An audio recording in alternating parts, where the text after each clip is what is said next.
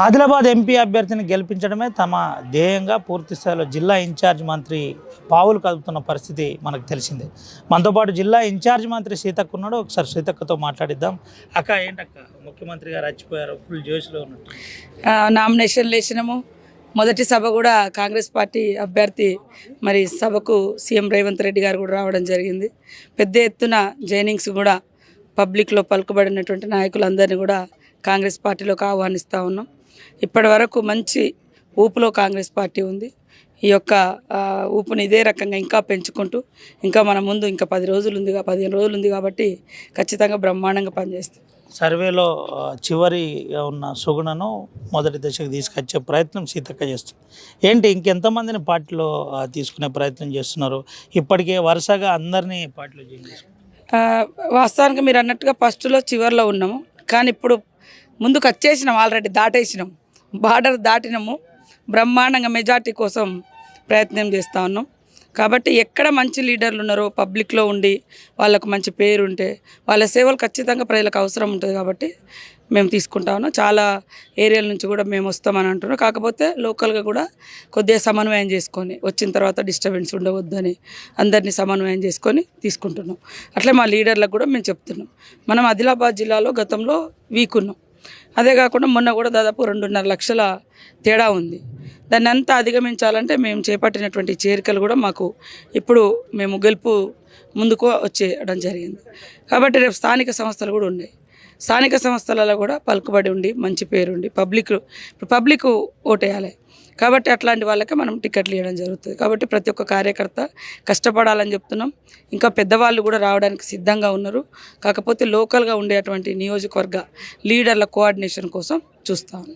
ప్రధానంగా ఒక విషయం చెప్పండి అక్క, అటు బాసర నుండి మొదలుకొని కాగజ్ నగర్ వరకు ఎట్లుంది, అంటే రెస్పాన్స్ ఎట్లుంది, ఏ విధంగా ఉంది? మీరు ప్రతి పల్లె తిరుగుతున్నారు, ప్రతి గ్రామాన్ని టచ్ చేస్తున్నారు. వారంలో 3 రోజులు లేదా 2 రోజులు ఇక్కడ ఉంటున్నా, 2 రోజులు ములుగు సైడ్ పోతున్నా, 2 రోజులు ఏమన్నా ఇప్పుడు అంటే కోడ్ ఉంది కాబట్టి శాఖాపరమైనది కూడా తక్కువనే ఉన్నాయి కాబట్టి హైదరాబాద్లో ఉంటున్నా. తర్వాత పార్టీ వేరే వేరే ప్రాంతాల్లో మొన్న కేరళ పంపించారు, అక్కడ కూడా వెళ్ళి వచ్చినాం. రేపెల్లుండి ఇంకొక స్టేట్ కూడా చెప్పడం జరిగింది. కాబట్టి నా మీద నాకు ఏ బాధ్యత ఇచ్చినా నేను 24 hours పనిచేస్తూ ఉన్నా, చేస్తా. గతంలో ఇప్పటివరకు భారత్ జోడో యాత్ర నుంచి ఈ రోజు వరకు అయితే నాన్ స్టాప్గానే ఉన్నా. భారత్ జోడో యాత్రలో కూడా రాహుల్ గాంధీ తోటి 5 రోజులు ఆయనతో ఉంటే 15 రోజులలో 10 రోజులు నియోజకవర్గంలో ఉండేది. 10 రోజులు చూసుకొని మళ్ళీ 5 రోజులలో మళ్ళీ వేరే స్టేట్కి వచ్చిందంటే మళ్ళీ 5 రోజులు 3 రోజులు ఆయన యాత్రలో ఉండేది. కాబట్టి రాహుల్ గాంధీ అంటే కూడా నాకు అమితమైనటువంటి అభిమానం. దగ్గర నుంచి చూసిన యాత్రలో ఇంకా క్లోజ్గా. కాబట్టి ఆయనలో చాలా గొప్ప క్వాలిటీస్ ఉన్నాయి, మంచి నాయకుడు. అలాంటి నాయకుడు ఈ దేశానికి అవసరం. ఎంత 3 ప్రధానుల కుటుంబంలో పుట్టినా కూడా ఎంత గర్వం లేకుండా ఎంత సింపుల్గా ఆయన యొక్క వ్యవహార శైలి, జీవన విధానం చూసి మాలాంటి వాళ్ళందరం కూడా ఇంకా నేర్చుకున్నాము.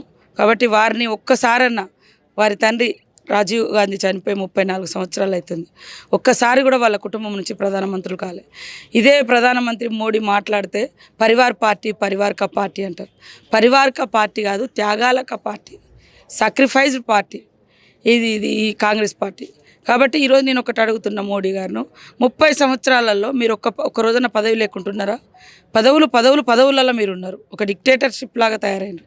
కానీ ఇక్కడ త్యాగాలు ఒకరికొకరు త్యాగాలు చేస్తూ వస్తున్నారు. కాబట్టి ఇంత ఈర్ష్య ద్వేషం వద్దు మోడీ గారు, బీజేపీ నాయకులారా.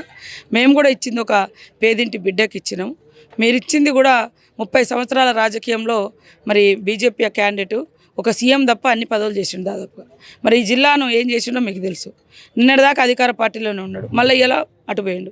సక్కు కూడా మరి అధికార పార్టీలోనే ఉన్నాడు ప్రతిసారి, కానీ ఏం చేయలేదు. కాబట్టి మా క్యాండిడేటు త్యాగం చేసింది, కష్టపడ్డది, పోరాటం చేసింది, ఎవరికి అన్యాయం జరిగినా ఎదుర్కొన్నది. దాని మూలంగా ఆమె మీద 50 కేసులు పడ్డాయి.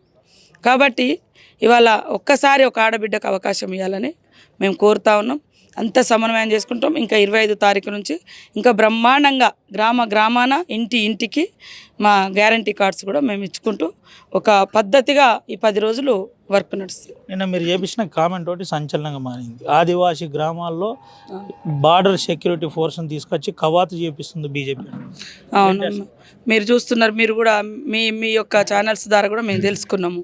ఛత్తీస్గఢ్లో కానీ, లేకుంటే మహారాష్ట్రలో కానీ, లేకుంటే ఇంకా ఒరిస్సాలో కానీ, జార్ఖండ్లో కానీ అక్కడ ఎక్కువ పెద్ద ఎత్తున ఐరన్ ఓర్ ఉంది. మీకు తెలిసిన విషయం. ఒకప్పుడు మా నాయకుడు రాహుల్ గాంధీ ఐరన్ ఓర్ వేదాంత కంపెనీ నడిపిస్తుంటే దాని మీద ఒక మూవీ కూడా వచ్చింది, అవతార్ సినిమా కూడా వచ్చింది. అది చూసి రాహుల్ గాంధీ వెళ్ళి అక్కడ కోందు అండ్ డోంగ్రియా ఆదివాసీలకు న్యాయం చేయాలని ఆ వేదాంత కంపెనీ మూసేసి ఆ భూములను, ఆ సంపదను మొత్తం లోకల్ ట్రైబల్కి ఉపయోగించాడు. అది మా రాహుల్ గాంధీ గారి యొక్క కమిట్మెంటు. ఆ రోజు నుంచి ఆయన మీద ఈ కార్పొరేట్ కంపెనీలు కుట్రబడినాయి. అప్పటి నుంచి ఆయన మీద ప్రతిదీ వాళ్ళ మీడియాను పట్టుకొని ఆయనను పప్పు అని, ఇంకోటని రకరకాలుగా బ్లేమ్ చేసుకుంటూ వచ్చారు. ఆయన ఏమో పేదల పక్షాన, దళితుల పక్షాన, ఆదివాసుల పక్షాన, గిరిజనుల పక్షాన, మహిళల పక్షాన ఉంటే, ఇవాళ కార్పొరేట్ కంపెనీల పక్షాన ఉన్నటువంటి మోడీ గారు మా నాయకుడిని, నేను చెప్పేది మూలం ఒరిస్సా రాయగఢ ఆ ప్రాంతంలో జరిగినటువంటిది. ఆ రోజు నుంచి ఈ రోజు వరకు ఆయన మీద ఉంది. ఇప్పుడు మీరు మొన్న పోయిన కాడ కూడా వేలాది అబుజ్మాడ్ కావచ్చు, లేకుంటే బైడడిల్లా కావచ్చు, కిరండోల్ కావచ్చు, దంతెవాడ కావచ్చు, ఈ ప్రాంతాలన్నీ కూడా ఎక్కువ 100% ఆదివాసులు. మరి గవర్నమెంట్ 10 ఏళ్ళు ఉంది అక్కడ, సెంట్రల్ గవర్నమెంట్ ఉంది, మీరు 15 ఏళ్ళు ఉండే ఊరికి రోడ్లు ఇవ్వలేకపోయారు, కరెంట్ ఇవ్వలేకపోయారు, ఉద్యోగాలు ఇవ్వలేకపోయారు, రిజర్వేషన్లు ఇవ్వలేకపోయారు. కానీ అక్కడ సంపద మీద మాత్రం వాళ్ళ దోస్తులకు మాత్రం ఆల్రెడీ రాసేసారు, 1000 హెక్టార్ల అడవులు రాసేసారు. దానికి అనుసంధానంగానే ఇవాళ ఆంధ్రలో ఉన్నటువంటి విశాఖ ఉక్కును కూడా ప్రైవేటైజేషన్ చేస్తున్నారు. ఆ విశాఖ ఉక్కుకు అక్కడి నుంచే వచ్చే ముడి సరుకు కాబట్టి దాన్ని ఇంకా ఓపెన్ చేసుకోవడం కోసం ఇక్కడ ఉన్నది ఆదివాసీలు, మరి బడుగు బలైన వర్గాలు కాబట్టి వాళ్ళని భయోత్పాతానికి గురి చేస్తున్నటువంటి పరిస్థితి. ఇక్కడ పోలీసులకు ఆదివాసుల యుద్ధం కాదు ఇది, అక్కడ కార్పొరేట్ కంపెనీలకు ఆదివాసులకు జరుగుతున్న యుద్ధంలో ఈ ప్రభుత్వం, బీజేపీ ప్రభుత్వం కార్పొరేట్ కంపెనీల వైపు ఉంది. మరి పైకి వచ్చేమో మేము వీళ్ళకి ఇది చేసినాం, అది చేసినాం అంటే ఏం చేసినాం? మా గవర్నమెంటే అటవీ హక్కుల చట్టం తెచ్చింది, భూములు పంచింది, మా గవర్నమెంటే కాంగ్రెసే మరి రిజర్వేషన్లు ఇచ్చింది, రాజ్యాంగంలో ప్రతి హక్కునికి, ప్రతి పౌరునికి హక్కు ఇచ్చింది, ప్రత్యేకమైనటువంటి షెడ్యూల్స్ తీసుకొచ్చారు, ప్రత్యేకమైనటువంటి హక్కులు, అధికారాలు, జీవోలు ఇచ్చారు, ఉద్యోగాలు ఇచ్చారు, ఐటీడీఏలు తీసుకొచ్చారు. మీరేమన్నా ఒక్కటన్నా చేసిరా? ఒక చెక్ డ్యామ్ కడదామంటే అడవులలో ఫారెస్టులు ఒక బోర్ కూడా వేయట్లేదు. ఫారెస్ట్ శాఖ అంతా మీ చేతిలో ఉంది. వైల్డ్ లైఫ్ని సవరించండి, లేదా ఆర్డర్స్ ఇవ్వండి. మీరు ఇవాళ ఎవరినో అక్కడ సీఎం చేసిర్రు, ఆయన ముందు పెడుతున్నారు జరిగేదంతా ఆదివాసుల మీద అణచివేత. ఇది వాస్తవం. కాబట్టి ఇక్కడ పోలీసు ఆదివాసుల మధ్య యుద్ధం కాదు, కార్పొరేట్ కంపెనీలకు ఆదివాసులకు జరుగుతున్న యుద్ధంలో మోడీ గారు మీరు ఎటువైపు ఉన్నారు అని నేను అడుగుతున్నా. ఆదివాసీ బిడ్డగా ఆదివాసీలపై జరుగుతున్న అఘాయిత్యాలపై సీతక్క ఎక్కడో ఒక్కడ గొంతెప్పుతూనే ఉంది. నిన్న కూడా స్పందించిన పరిస్థితి. అమరవీరులు అయిన చాలామందికి ఆదివాసీ బిడ్డ సీతక్క ఏం చెప్పబోతుంది? అదే అంటే ఒక్కొక్కరు ఒక్కొక్క లక్ష్యంతో పనిచేస్తుంటారు. మేము కూడా అదే బ్యాక్గ్రౌండ్ నుంచి వచ్చినాం కాబట్టి నిన్న ఇంద్రవెల్లి అమరవీరుల పోరాటం ఒకప్పుడు మనకు వ్యతిరేకం అనిపించవచ్చు. ప్రభుత్వాలు మారినా కొద్దీ, ప్రజల ఆకాంక్షలు తెలిసినా కొద్దీ వాటి యొక్క గొప్పతనాన్ని గుర్తిస్తూ వచ్చినాం. ఒకప్పుడు నిజాం కాలంలో, నిజాం ప్రభుత్వంలో కొమ్రం భీం పోరాటం వారికి అన్యాయం అనిపించవచ్చు. కానీ ఇప్పుడు ఈ మన ప్రభుత్వాలు, ఏ ప్రభుత్వాలైనా వారికి ఘనంగా నివాళులు అర్పిస్తున్నారు. బ్రిటిష్ వాళ్ళకు రామ్జీ గోండ్ పోరాటం చట్ట వ్యతిరేకం అనిపించింది, కానీ ఈరోజు మనం పూజిస్తున్నాం. అదేవిధంగా మన దగ్గర సమ్మక్క సారక్క ములుగులో ఆ రోజు కాకతీయులు వారిని చంపేశారు. ఈరోజు కోట్లాది మంది గుండెల్లో దేవుడుగా ఉన్నారు. అంటే జనం కోసం పనిచేస్తే ఒక కాలంలో ఒక ప్రభుత్వాలు చూసే తీరు ఒక రకంగా ఉండొచ్చు, కాలం మారినా కొద్దీ వాళ్ళ అమరత్వం ప్రజలకు ఏ రకంగా ఉపయోగపడ్డదో అప్పుడు దేవులుగా. ఈరోజు సమ్మక్క సారక్కకు గౌరవ వందనంగా అదే ఒక జిల్లా ఎస్పీ వచ్చి గౌరవ వందనం చేసి గుట్ట మీద నుంచి దేవుని తీసుకురావడం అనేది ప్రపంచంలో ఒక గొప్ప హానర్ మాకు. కాబట్టి కొంత అంటే మనం తీసుకునే నిర్ణయాలు ఏ వర్గాలకు ఉపయోగపడుతున్నాయి, ఎలాంటి వాళ్ళని సంతృప్తిపరుస్తున్నాము అనే దిశగా కూడా మా ప్రభుత్వమైనా ఏ ప్రభుత్వమైనా ఆలోచిస్తే మనం ఒకే తీరుగా చూడొచ్చు. ఇప్పుడు ఇంద్రవెల్లి అమరవీరులది ఆ రోజు ఇది అనిపించింది, ఆ ఉమ్మడి రాష్ట్రంలో జరిగినటువంటి ఘటన. మా సీఎం రేవంత్ రెడ్డి గారు దమ్మున్న నాయకుడు, తప్పు ఒప్పుకున్నాం, ఇది కరెక్ట్ కాదు, వాళ్ళు జరిగిన పోరాటం, దాని పోరాట ఫలితంగానే ఇవాళ గిరిజనుల కోసము, ఆదివాసీల కోసము స్పెషల్ జీవోలు తీసుకొచ్చి, ఉద్యోగాలు ఇచ్చి, లోకల్ ఉద్యోగాలు ఇచ్చి, ఐటీడీఎల్లలో లోకల్గా మన ఊర్లకు అందుబాటులో ఎక్కడో జిల్లా హెడ్ క్వార్టర్ల నుంచి తీసుకొచ్చి ఇవన్నీ చేయడం జరిగింది. అంటే దాని వెనుక ఉన్నటువంటి ఏమేంటిది, వీళ్ళ హెజిటేషన్ వెనుక ఏంటిది కారణమని వెతికినాం. అప్పుడు మా గవర్నమెంటే వెతికింది. కానీ 10 ఏళ్లలో ఏం బతుకుతలేరు, ఉన్నదంతా కార్పొరేట్ సంపద దోచిపెడుతుండ్రు. ఉన్న సంపదనంతా కూడా ప్రైవేటైజేషన్ చేస్తున్నారు. ప్రశ్నించే గొంతుల మీద గతంలో బీఆర్ఎస్ కేసులు పెట్టడం, జైల్లో పెట్టడం, కేసులు పెట్టడం, లేదా ఇప్పుడేమో మోడీ గారు మరి ఇంకొక రకంగా ఈడీ కేసులు పెట్టడం, ఇంకోటి ఇట్లా జరుగుతుంది. కాబట్టి మోడీ గారు మీరు ట్రైబల్ ఏరియాలలో పోయి మేము ముఖ్యమంత్రిని చేసినాం, రాష్ట్రపతిని చేసినాం అంటున్నారు. కనీసం బోర్లు వేసుకోవడానికి కూడా ఫారెస్ట్ వాళ్ళు పర్మిషన్లు ఇవ్వడం లేదు. అది చూడండి. మీరు ఇల్లు ఇచ్చినాం అది అన్న ఇల్లు కూడా కట్టుకోవడానికి ఏదో అవి కూడా పర్మిషన్ లేవు. అంటే 10 ఏళ్ళల్లో ఏం జరగలే. మోడీ గారి కాలంలో ఆదివాసులు కావచ్చు, గిరిజనులు కావచ్చు, లంబాడ కావచ్చు, చెంచు కావచ్చు, దళితులు కావచ్చు, ఏ వర్గాలకు కూడా జరగలే. జరిగింది న్యాయం ఏదైనా ఉందంటే కార్పొరేట్ కంపెనీలకు బ్రహ్మాండంగా జరిగింది. చివరిగా చెప్పటక్క, ప్రధానంగా ములుగు నుంచి మొదలుకొని ఆదిలాబాద్ జిల్లా వరకు ప్రతి గ్రామాలను మీకు తెలుసు, ప్రధాన సమస్యలు ఆదివాసుల దగ్గర ఏం మీ దృష్టికి వస్తున్నాయి, ఎప్పటి వరకు పరిష్కరించే ప్రయత్నం చేస్తారు? వాస్తవానికి ఫారెస్ట్ సమస్యనే మేము కూడా మా జనాలకు చెప్తున్నాం. కొత్తది కొట్టద్దు, పాతది వదిలిపెట్టదు. ఇదే నా నినాదం. గత 5 ఏళ్ళు టీఆర్ఎస్ పోరాటం కూడా అదే. అసెంబ్లీలో నేను గొంతు విప్పడం తోటే తర్వాత అది వాళ్ళు లాస్ట్లో డిసైడ్ ఓట్ల కోసం వాస్తవానికి తీసుకున్న నిర్ణయము. నిజంగా ప్రేమ ఉంటే 5 ఏళ్ళ కింద నుంచే చెప్పారు కానీ చేయలేదు. అది తర్వాత వాటికి నీటు భూములు ఓకే బార్డర్ వేసి వాళ్ళ భూములు వాళ్ళకు ఇచ్చేయాలి. ఇక వాళ్ళ స్వాధీనంలో ఉన్నది వాళ్ళకి ఇచ్చేసేయండి. కొత్త దాంట్లోకి రాకుండా ఎంకరేజ్ కాకుండా అవేర్నెస్ ఇవ్వాలి. సేమ్ టైంలో 2 పంటలకు ఖచ్చితంగా అడవులలో దొరికేటువంటి నీటి వనరులను చెక్ డ్యాములు కావచ్చు, వాగులు కావచ్చు, తోగు ఇవన్నీ కూడా నిర్మించి 2 పంటలకు నీళ్ళు ఇచ్చి ఉన్న భూములను చేసి ఇంకెవరన్నా పేదలుంటే గుర్తించి వాళ్ళకి ఎక్కడైనా గవర్నమెంట్ భూములు ఇచ్చి లేదా వాళ్ళ ఆధీనంలో ఉన్న వాటికి చట్టబద్ధత కల్పించి మరి వారికి పూర్తి స్థాయిలో ఐటీడీఏ నుంచి కానీ ఉద్యోగాలు ఉపాధి అవకాశాలు కల్పిస్తే బ్రహ్మాండంగా పేదరికం అనేది నిర్మూలన జరుగుతుంది.